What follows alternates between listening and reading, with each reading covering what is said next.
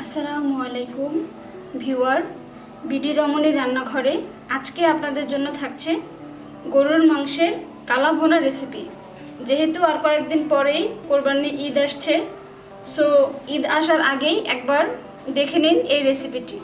তাহলে দর্শক চলুন দেখে নেই কালা ভুনা তৈরি করতে আমার কি কি ইনগ্রেডিয়েন্টস লাগছে। গরুর মাংস নিয়েছি এখানে 1 কেজি। মাংসগুলোকে আমি ছোট ছোট টুকরো করে কেটেছি এবং ভালো করে ধুয়ে পানি ঝরিয়ে নিয়েছি। এখানে মশলা নিয়েছি আমি মরিচের গুঁড়া 1 টেবিল চামচ, হলুদের গুঁড়া 2 চা চামচ, জিরা গুঁড়া 2 চা চামচ, ধনিয়া গুঁড়া 1 চা চামচ, গোলমরিচের গুঁড়া 1/2 চা চামচ। এছাড়া আমি দারুচিনি নিয়েছি 3 টুকরো, 2টি তেজপাতা নিয়েছি, এলাচ নিয়েছি 4টি, লবঙ্গ নিয়েছি 3টি। এখানে আমি কয়েকটি মশলা বেটে নিয়েছি। এখানে আছে জয়ফল, একটা আস্ত জয়ফলের 4 ভাগের 1 ভাগ, 1 টুকরো জয়ত্রী, 15টি গোলমরিচ ও 1/2 চা চামচ পোস্তদানা। এই 4টি উপকরণ আমি একসাথে মিহি করে বেটে নিয়েছি। পেঁয়াজ কুচি নিয়েছি 1/2 কাপ। পেঁয়াজগুলোকে আমি একটু বড় করে মোটা করে কেটেছি, এটা আমি শেষে মাংসটাকে বাগার দেব এই জন্য। বেরেস্তা নিয়েছি 1/2 কাপ। টক দই লাগবে 1/2 কাপ। যদি আপনাদের কাছে টক দই না থাকে সেক্ষেত্রে আপনারা 1/2 কাপ লেবুর রস ইউজ করবেন। সরিষার তেল নিয়েছি 1 কাপ। আদা রসুনের পেস্ট 3 টেবিল চামচ।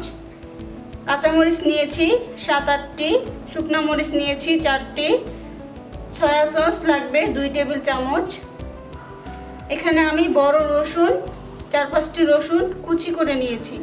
রসুনগুলোকে আমি একটু মোটা করে কেটেছি। এর সাথে লবণ লাগবে পরিমাণ মতো।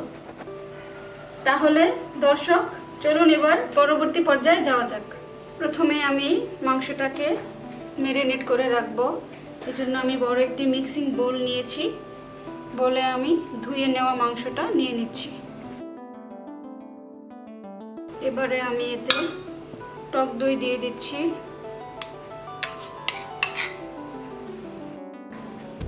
দিয়ে দিচ্ছি আদা রসুনের পেস্ট, সয়া সস,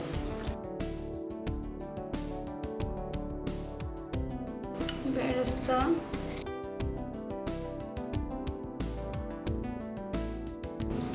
এবারে দিয়ে দিচ্ছি পেঁয়াজ কুচি।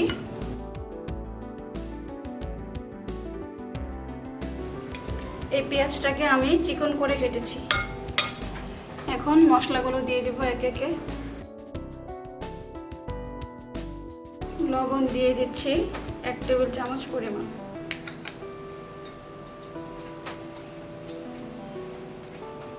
এবারে যে মশলাটা বেটে রেখেছিলাম সেই বাটা মশলাটা দিয়ে দিচ্ছি। সবশেষে আমি দিয়ে দেব সরিষার তেল। আমি এখানে 1 কাপ সরিষার তেল নিয়েছি, আমি 1/2 কাপ এখন ইউজ করব। এবারে সবগুলো উপকরণ আমি খুব ভালো করে মেখে নেব। ভিউয়ার্স, আমি এখানে মাংসের হাড্ডি সহ মাংস নিয়েছি। আপনি চাইলে হাড় সহ নিতে পারবেন অথবা হাড় ছাড়া শুধু মাংসও নিতে পারবেন। আমি একটা স্পুন দিয়ে মাংসটাকে মেখে নিচ্ছি। আপনি চাইলে কাঁটা চামচ দিয়ে অথবা হাত দিয়েও মেখে নিতে পারেন।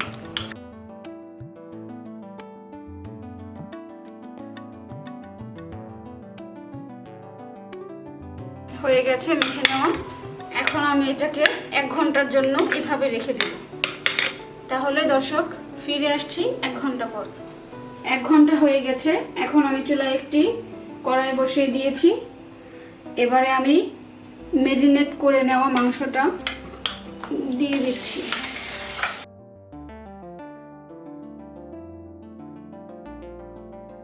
এখন আমি এটাকে একটা ঢাকনা দিয়ে ঢেকে দিব। ঢেকে আমি মিডিয়াম লো হিটে রান্না করব। 20 মিনিট সময় নিয়ে আমি এই মাংসটাকে রান্না করব। 20 মিনিট হয়ে গেছে। এখন আমি ঢাকনাটা খুলে দিচ্ছি। মাঝখানে আমি 2বার নেড়ে দিয়েছিলাম যাতে তলায় না লেগে যায়। তো ভিউয়ার্স, আমি এখনো পর্যন্ত কোনো পানি দেইনি। মাংস থেকে পানি উঠেছে এবং সেই পানি এখন জাল দিতে দিতে শুকিয়ে গেছে। আমার মাংসটা কষানো হয়ে গেছে, আপনারা কালার দেখেই বুঝতে পারছেন। উপরে তেল চলে এসেছে। এখন আমি মাংসটাকে ভালো করে সেদ্ধ হওয়ার জন্য পানি দিয়ে দেব।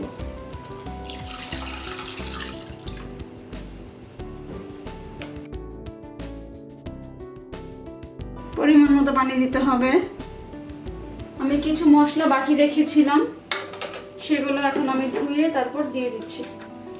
দারুচিনি, এলাচ, লবঙ্গ আর হলো তেজপাতা। তেজপাতাগুলোকে আমি মাঝখান থেকে এইভাবে ছিঁড়ে দুভাগ করছি, কিন্তু পুরোপুরি আলাদা করছি না। এবারে আমি একবার নেড়ে দিয়ে তারপর ঢেকে দেব। এবারে আমি চুলার জালটা মিডিয়াম আঁচে রাখবো। ঢাকনাটা খুলে দেখছি কি অবস্থা। মাংসটাকে কিছুক্ষণ পর পর নেড়ে দিতে হবে, অন্যথায় তলায় লেগে যাবে। ঝোলটা কমে এসেছে, মাংসটা সেদ্ধ হয়নি এখনো। আমি এবারে চুলার জালটা একটু কমিয়ে তারপর ঢেকে দেব। আমি ঢাকনা খুলে দেখছি কি অবস্থা। ঝোলটা প্রায় শুকিয়ে গেছে, উপরে তেল ভেসে উঠেছে। ভিউয়ার্স, দেখতে পাচ্ছেন মাংসটা কিন্তু রান্না হয়ে গেছে। আমি এর মাঝখানে কয়েকবার নেড়ে দিয়েছি যাতে করে তলাতে না লেগে যায়। আমি আরেকবার ঢাকনা ঢেকে দিচ্ছি। এভাবে আরো 2-3 মিনিট আমি জাল করব। ঢাকনাটা খুলে দিচ্ছি। ভিউয়ার্স, আমার রান্নাটা হয়ে গেছে অলরেডি, অর্থাৎ মাংসটা খুব সুন্দর করে সেদ্ধ হয়েছে এবং ঝোলটাও কেমন মাখা মাখা হয়েছে দেখতে পাচ্ছেন। এমনিতে কোনো ঝোল নেই, নিচে শুধু তেল, এছাড়া মশলাগুলো রয়েছে। সো এই পর্যায়ে রান্নার প্রথম ধাপ শেষ হয়েছে। এবারে চলুন তাহলে দ্বিতীয় ধাপে যাওয়া যাক। দ্বিতীয় ধাপের জন্য চুলায় আমি একটি ফ্রাই প্যান বসিয়েছি। এবার এতে বাকি যে তেলটা ছিল সরিষার তেল, আমি সেই তেলটা দিয়ে দিচ্ছি। বাকি অর্ধেক কাপ সরিষার তেল দেওয়া হয়ে গেলে আমি এতে পেঁয়াজ কুচিটা দিয়ে দিব, সাথে দিব রসুন কুচি। এবারে আমি একটু নেড়ে দিচ্ছি। এখন এতে দিয়ে দিব শুকনো মরিচ। শুকনো মরিচগুলোকে আমি মাঝখান থেকে ভেঙে 2 টুকরা করে দিচ্ছি।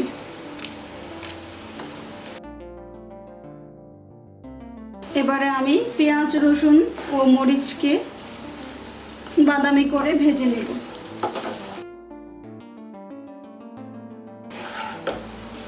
ভাজা হয়ে গেছে পেঁয়াজ, মরিচ ও রসুন। দেখতে পাচ্ছেন কেমন ব্রাউনিশ একটা কালার চলে এসেছে। এর চেয়ে বেশি ভাজা যাবে না, তাহলে কিন্তু বেরেস্তা হয়ে যাবে। সো এ পর্যায়ে আমি এটা চুলা থেকে নামিয়ে নেব। নামিয়ে আমি মাংসের কড়াইতে ঢেলে দেব।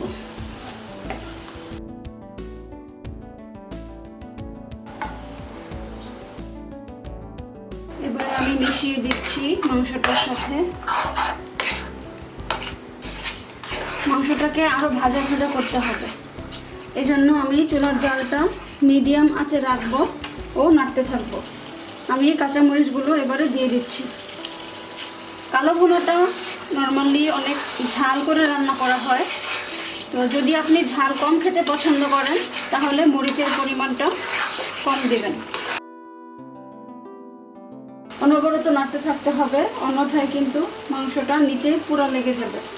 2 মিনিট পর পর মাংসটাকে নেড়ে দিতে হবে।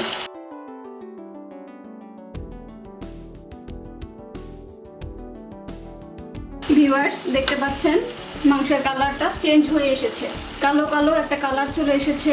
সো এই পর্যায়ে বোঝা যাচ্ছে যে মাংসটা হয়ে গেছে।